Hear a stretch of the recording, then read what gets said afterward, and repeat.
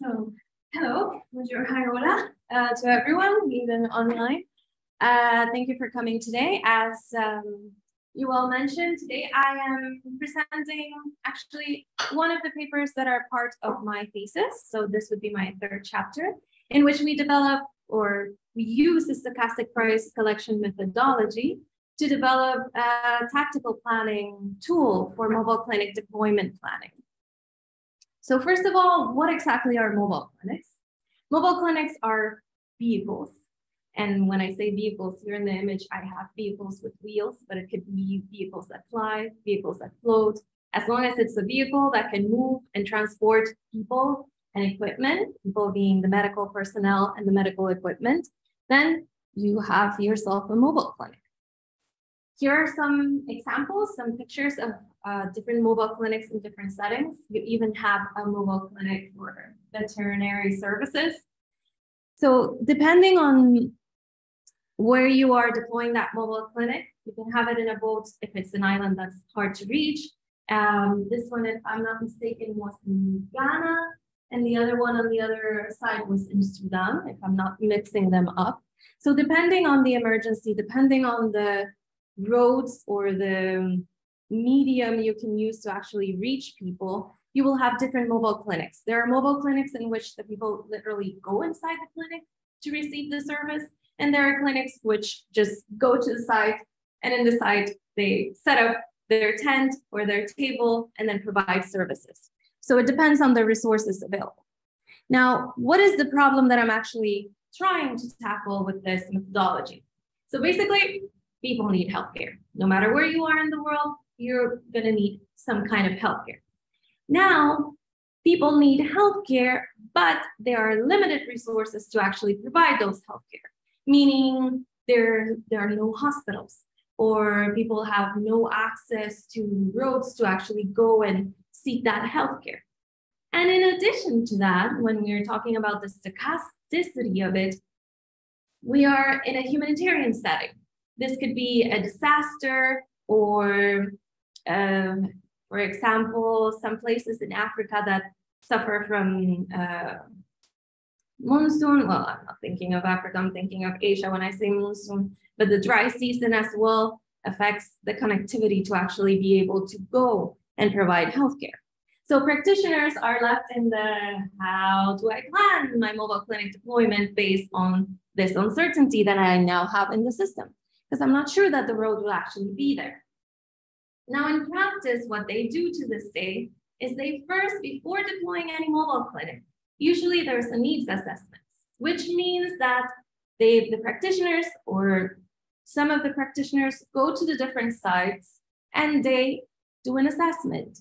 They verify how many people are living there, how many people actually need healthcare.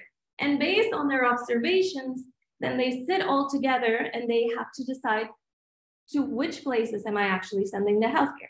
This could be because I don't have infinite budget, even though I would love to go to all the places where people are at right now.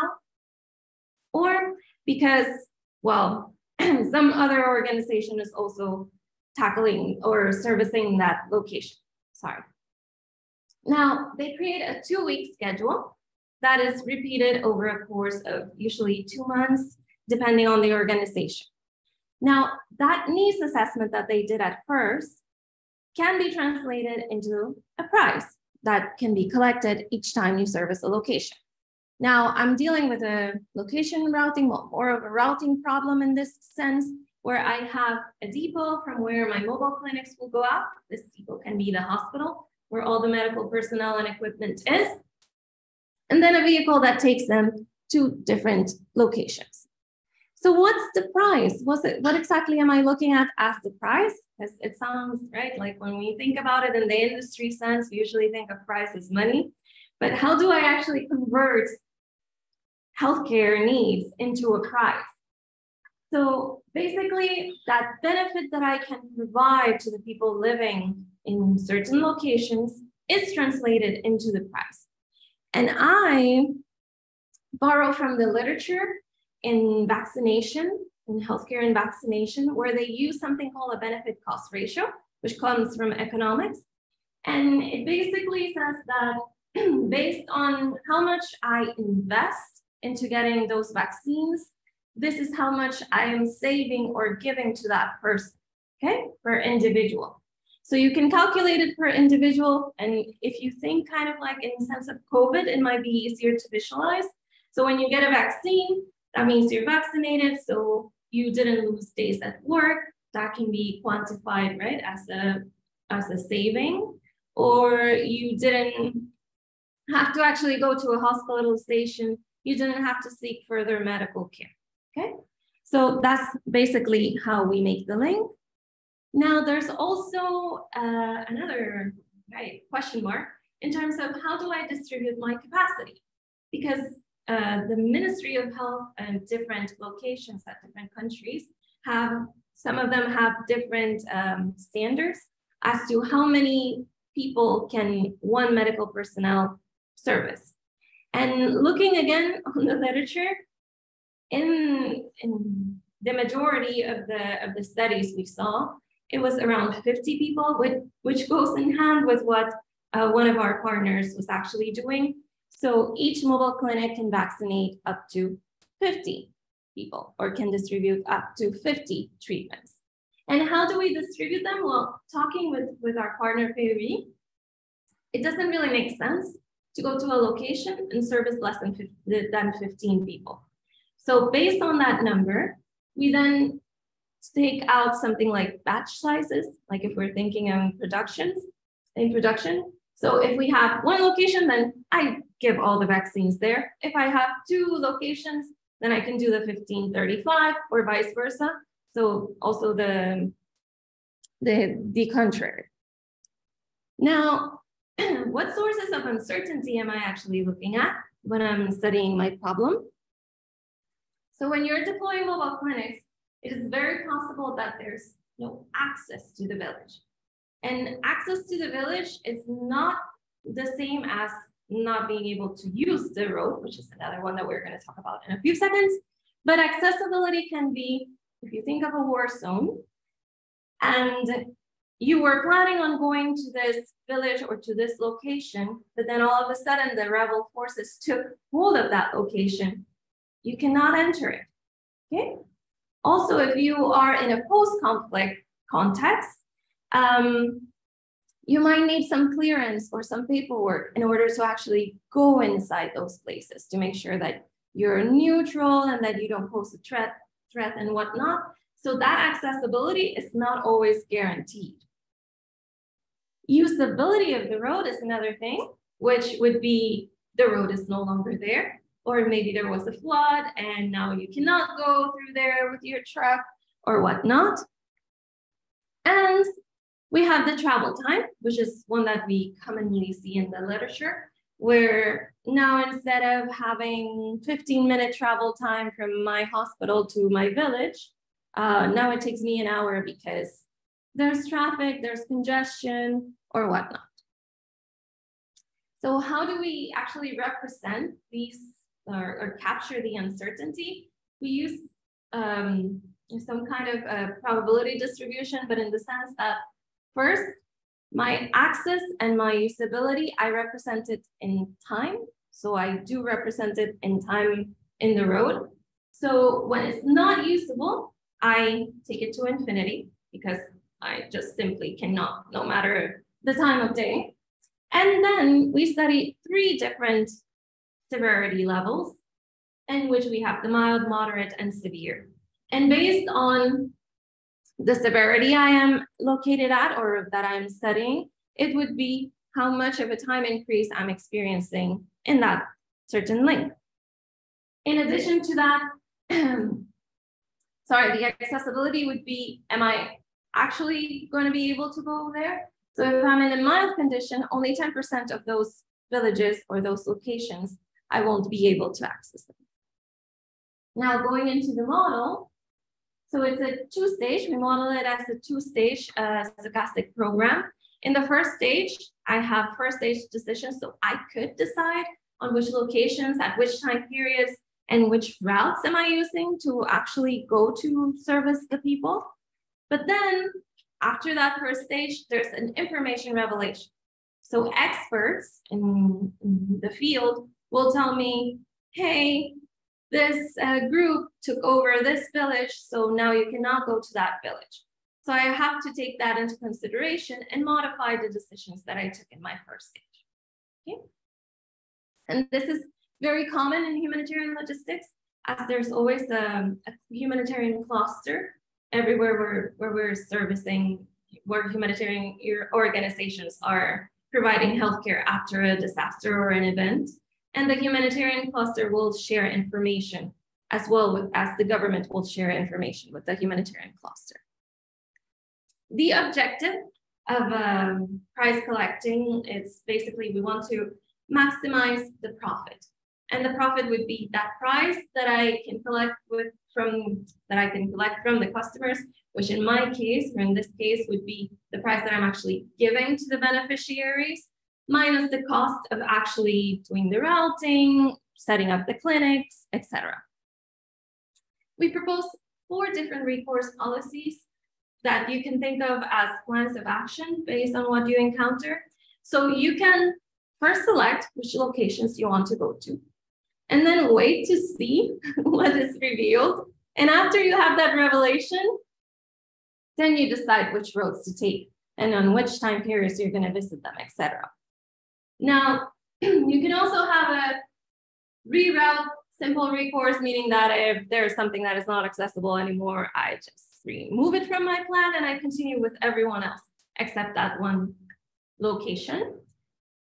In the reroute per time period, I am seeking to actually go on the time period that I promised that village I was going to be there. So I promised these group of people that I was going to go and vaccinate them on Tuesday. I want to make sure that I actually keep my promise to the majority of people as I can for that Tuesday. And in the reroute full recourse, I don't care about the time period. I don't care about keeping my time promises. I just want to make sure that I can maximize the use of my resources, okay? These has some benefits and some downsides, as you will be able to see and as you can imagine. The benefit of actually being able to keep your promise in terms of time is that humanitarian organizations, yeah, maybe today, right, we're here in Canada, we're lucky, we have access to internet all the time, we have our smart devices, and if something is rescheduled, right, if today was rescheduled, someone could have just sent us a message and we would have received it. But in a humanitarian context, you don't necessarily have access to all of these marvelous devices. And if you all of a sudden reschedule, people are going to have, travel to that location where you were going to set up your clinic. And if you were not there, that can discourage them from actually seeking healthcare. So it's something that you have to consider in your planning. Now, I won't go completely into detail unless you have like a very specific question and we can talk about the modeling. But basically, I first present a deterministic model, which just seeks to, again, maximize the profit, select the routes, select the customers, and the time periods at which they will be visited. Then we have the select and route model, in which at the first stage, I'm only selecting the locations. And then in the second stage, after the uncertainty is revealed, then I select my routes, which means that I select at which time periods they're going to be fulfilled. I have the reroute full recourse policy, the simple recourse policy, in which I just eliminated the people or the village that I couldn't go to, the location, and the reroute per time period, where I selected everything, the locations, the time periods, the routes, and then based on the revelation of uncertainty, I can reroute again, but with the constraint that it has to be on the same time period. So how do we actually implement this? So we have a set of routes. So a priori, because usually when we're operating humanitarian relief efforts, we have small networks. So usually we have about 50 locations maximum. So we can generate a priori all the routes that connect my different customers. So I have a set of routes. And to that set, I can generate, or based on what is observed in the field, I can simulate what would be the uncertainty, which rows would be down, etc. So I can adjust that set and create different scenarios based on my different distributions, etc. And then I can solve my problem based on a different number of n scenarios. Now, more on the applied side, I studied 4 different networks, but for today, I'm only going to share the results of Kenya, the preliminary results of Kenya. But this is the network in Iraq, which we actually had a collaboration with an organization that deployed mobile clinics, and this is where my whole PhD thesis comes from. We have the instances of Indonesia after the tsunami. We have instances for Malawi and Kenya, which is our smallest network. And here you can see some descriptive statistics in terms of how many locations. You can see that at max, we have the Indonesia instances that are 54 locations. And Kenya is the smallest one, and therefore the one that could solve faster in the machines and provide the results. And yeah, the distances vary in this network and the population as well. And the reason why the population is important is because since we're using this BCR, the benefit cost ratio, is based on the number of people I actually serve. And this benefit cost ratio, I calculated it based on each country, meaning that it's not the same cost of fuel, the same cost of actually renting a vehicle, of setting up the clinic in each of these countries. So there's a different benefit cost ratio for each of them. In terms of why exactly do I want to solve this and what do I want to gain out of this? So I want to see how does the model or the different models, the 4 models we're proposing, react to the different severity levels. Is there one that's better than the other? Is there actually an effect? Is the model sensible to the BCR that I'm taking? And I'm taking BCR from 1% to 5% based on, again, the literature, where it was shown that maximum 5% is a relatable benefit that you can offer based on the cost. And we compared the different recourse policies as well as the trade-off between reliability and flexibility. The preliminary results for Kenya, here I'm putting all 3 different severity levels in 4 models, and I'm also presenting the deterministic so you can see that in terms of price, none of the stochastic models can actually get to the same price we can offer if we are in a deterministic setting, which makes sense, right? Because in a deterministic setting, all is great, la vie est belle, nothing is gonna happen, I'm gonna get everything I wanted, just as I wanted. But once I start introducing stochasticity to this, I cannot really guarantee that I'm gonna get the same price. And based on how severe the conditions are, it also has an effect on how much price I can collect. And you can see out of this graph that full recourse policy seems to provide me the most price in the 3 conditions. But again, coming back to flexibility and reliability, full recourse would be very flexible in terms of I can just change it based on what was revealed. But then again, I run into this problem of if I just change things just like that, I am not being reliable. I am not gaining the trust of the people who are seeking healthcare. And if we look at similarly the results but based on locations, we can see that we take more locations, meaning that we have to visit more locations when we add that uncertainty. This means that probably some of the locations I had selected at first, I couldn't go to. So it's better for the model to select multiple locations, many more than in the deterministic version, so that I can guarantee that if there are 2 or 3 that go out, I still have enough to provide a benefit to my population. And when I look at the sensitivity to the BCR, here we have in the last line, I don't know if it's that legible from the back, but in the last line in BCR location, that means that instead of, assuming the reality, which is based on the number of vaccines you take, it's the BCR you get, I'm saying, oh, if I just go to the location, we're good. We covered everyone, which is something that could happen in reality. There's actually Access Health Connect that operates in Uganda, that actually, if they can go to the location, let's say they had a delay in the road, instead of being there and administering the vaccine, they can just leave the vaccine and train one person to do that. That's, you know, a different way of operating. But again, it depends on the organization, and also entails another set of problems as to, do I know that they really gave it to the population, etc. But just ignoring that, putting it aside for a second, we could have a BCR per location, and then you can see that there are more locations that I would select if I can just go there, drop it, we're good, see you next time, right? But as the severity increases, there is somewhat a sensibility to the BCR that you are taking into consideration.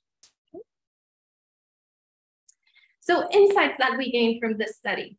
Basically, sure, route on second stage and full recourse policies are the ones that will provide you the most flexibility, but you cannot tell the people I'm going to be there at this stage so that people actually make a plan, which is a problem. In Uganda, they have that problem as if there's a wedding in the village, the wedding takes precedence over going to healthcare. And it has happened to this organization where they go to give healthcare because they had to do a rerouting and rearranging of their plans. And then no one wants to go to take, you know, the care that they're providing because, well, the wedding is more important in that sense. Now, also the optimized for time period and the simple recourse are more reliable because you can actually tell the people when you're going. And under more severe conditions, then we can see that the BCR actually has an impact on the decisions and the number of locations I'm selecting. Full recourse yields the highest price because, of course, I can redo everything based on the revelation. But optimizing per time period performs better under severe conditions compared to that simple recourse policy where I just eliminate whoever I can just not access. And if you have any questions that you do not want to ask now, you can feel free to either send me an email or DM me on Twitter or whatnot. So if you have any questions that you would like to ask now, I'm all ears.